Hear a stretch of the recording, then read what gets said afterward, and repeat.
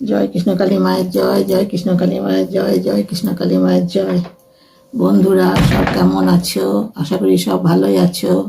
আমি দেখি আমার বন্ধুরা সব কি করছে। আজকে তো গণেশ চতুর্থী, গণেশ চতুর্থী চারিদিকে পুজো হচ্ছে। হ্যাঁ, আমাদের ঘরেও ওই একটু পালন হয়। হ্যাঁ, পালনটা করি একটু। আর এবার অনেক জায়গায় হচ্ছে দেখছি, তো সেখানে শুনতেও পাচ্ছি। এই তো গণেশ চতুর্থী মানে কি বলতো, দুর্গাপুজোর এটাই আরম্ভ। গণেশ চতুর্থী থেকে দুর্গাপুজোটা শুরু আরম্ভ হয় নাকি, নাকি বলো বাবা? তারপরে তারপর আমাদের তো জয় কৃষ্ণকালী মা আছে।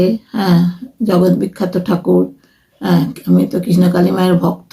মানে আমি খুবই বিশ্বাস করি এই কারণে, কারণ আমি মায়ের নাম মন্ত্র জপ করে, হ্যাঁ, জবা ফুলও কিছুদিন খেয়েছি।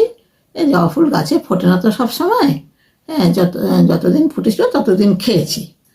আর কৃষ্ণকালী মায়ের নাম জপ করি, হয়তো চান টান করে 108 বার করি। হ্যাঁ, বলা বলি কি বাবা, রোজ 108 বার হয় না। হ্যাঁ, ওই যখন যেমন সময় পাই তখন তেমন করি।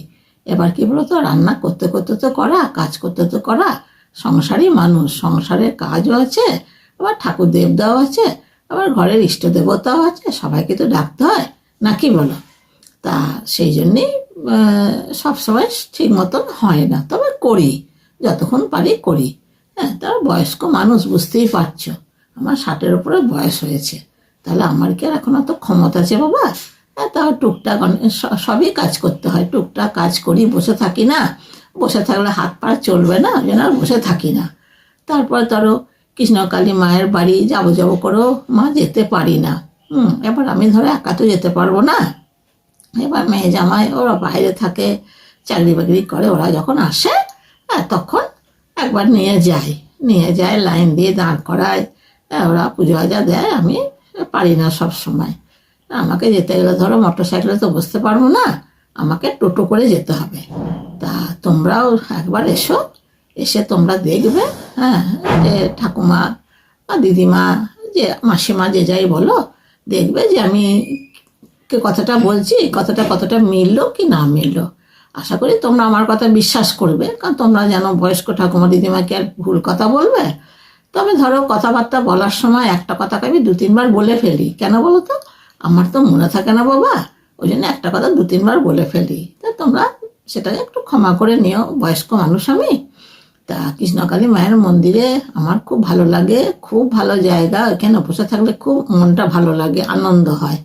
তারপরে ধরো এখন তো কৃষ্ণকালী মায়ের মন্দিরে নির্দিষ্ট মন্দির বলে কিছু নাই, ওই ত্রিপল দিয়ে ঝাঁপ করে ওই তোমার কোনো রকমের পাঁচির দিয়ে করা আছে।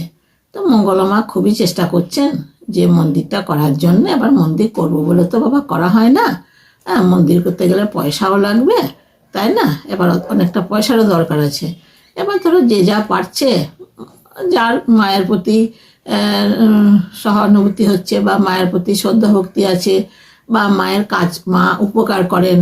হ্যাঁ, মায়ের উপকার মা, আমার আশা পূরণ হলো, আমি মাকে দিলাম।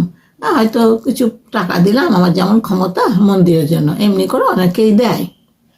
ধরো সেই টাকায় তো মায়ের মন্দির হবে না, একটা অনেক বড় মন্দির। তা এটা আমার 100% যে মায়ের মন্দির মা নিজেই করে নেবেন, কারণ মা যা জাগ্রত, মা জাগ্রত, জীবন্ত, চলন্ত। ওই মা নিজেই করে নেবে, এটা কাউকে করে দিতে হবে না। তবে মায়ের একটা আশীর্বাদ আছে বই কি।